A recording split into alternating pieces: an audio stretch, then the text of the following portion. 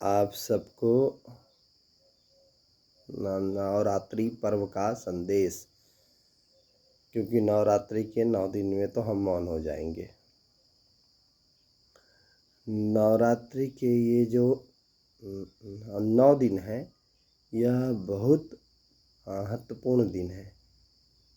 ऋतु परिवर्तित होता है और ऋतु परिवर्तन के साथ साथ 2 संधि काल का मिलन का समय है नवरात्र। एक मौसम जाता है और दूसरा मौसम आता है। इसमें हमारे शरीर पर, मन पर, विचारों पर एक बहुत गहरा असर पड़ता है। इसलिए नवरात्र के समय साधना और भी महत्वपूर्ण हो जाती है, क्योंकि संधि काल का समय हर दृष्टि से महत्वपूर्ण है और आध्यात्म की दृष्टि से यह समय बहुत महत्वपूर्ण बन जाता है। तो इन दिनों व्रत और उपवास के द्वारा हमारा शरीर शुद्ध हो और हमारे शरीर में जितने भी प्रकार के विकार हों, उन विकारों का शमन हो जाए, इसलिए व्रत और उपवास और साथ में तपश्चर्या, नवरात्र के साथ अनुष्ठान और भी महत्वपूर्ण है। और ख़ास करके नवरात्रि के समय में 24,000 गायत्री महामंत्र, यह तो एक विलक्षण प्रयोग है, अद्वितीय प्रयोग है।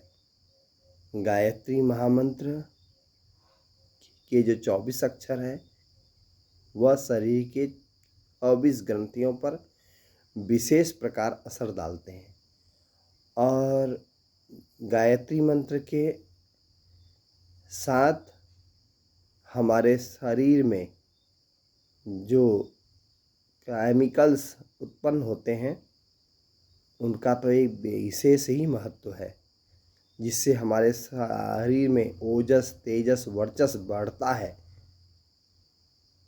और हमारे शरीर में समस्त प्रकार के जो रोग शोक हैं वो समाप्त होते हैं।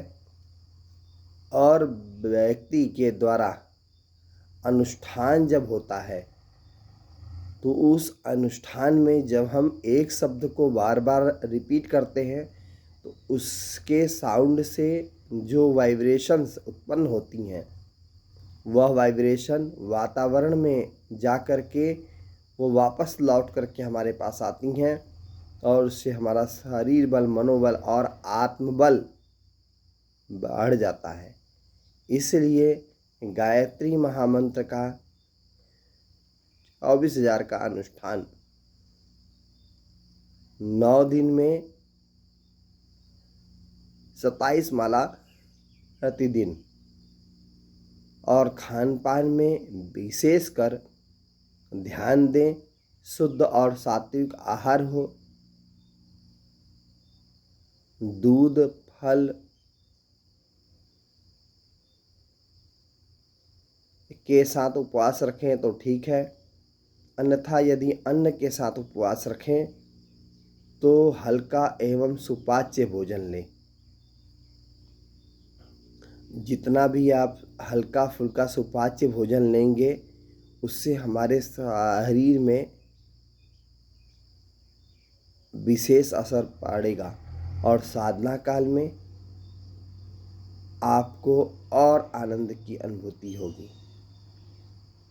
शुद्ध सात्विक आहार के साथ साथ अपने चिंतन को ठीक करने के लिए स्वाध्याय अनिवार्य रूप से रखें।